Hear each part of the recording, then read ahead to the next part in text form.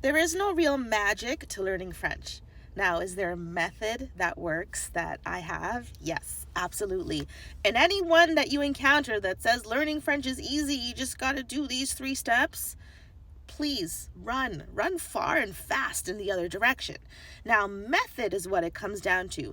And my method has always been to stand on delivering learnings and curriculums that focus on the foundations of the language. Now, why is that so important? So, over the last 17 years working with French learners of all ages, the foundations are what really gives you that solid footing to get to the fluency. Now, foundations look like things like vocabulary, phonics, the sound of the language. I'm big on syllable learning because when you learn in syllables, you'll get to understand how that sound transfers into other words where those same syllables exist. As an example, we focus on listening. So it's one thing to be able to speak the language, but you got to be able to have an ear that is trained and tuned, kind of like an instrument, to the language. And then finally, we focus on the writing.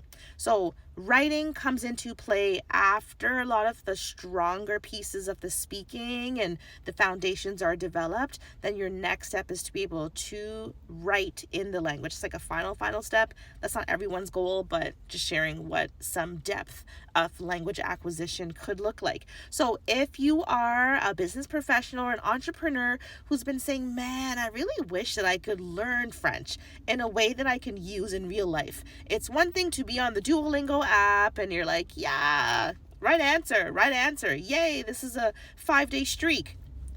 It has its place. But in order to implement French language learning, some actual human interaction has to take place.